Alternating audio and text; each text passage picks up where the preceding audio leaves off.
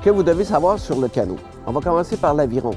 L'aviron, on tient ça par l'olive, une main ici, une main près de la pale, et on va faire une rotation des épaules pour faire avancer l'embarcation. Il y a différents types d'avirons, dépendamment de ce qu'on veut faire avec, soit de l'eau calme ou de l'eau vive. Pour ce qui est des canots, c'est la même chose. Il y a différents types d'embarcations, différentes longueurs, différents matériaux, dépendamment toujours de l'utilité qu'on veut en faire. Lorsque vous êtes prêt à faire du canot, vous devez transporter l'embarcation sur le bord de la rivière. Alors, si vous êtes deux, vous prenez chacun votre bout, chacun votre poignée, et vous transportez l'embarcation près de l'eau. Si vous êtes seul, vous embarquez votre canot sur les épaules sur la barre de portage afin de la rendre le plus près possible de l'eau.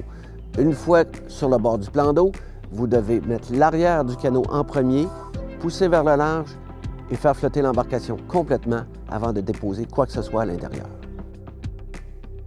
Alors, une chose importante pour déterminer l'avant de l'arrière du canot, lorsqu'on regarde à l'intérieur du canot, les bancs sont décalés vers l'arrière. Alors, le banc avant, vous allez avoir beaucoup de place à vous mettre les jambes dans la pointe du canot et le banc arrière, vous allez être assis beaucoup plus près de la pointe arrière pour avoir un meilleur contrôle sur l'embarcation.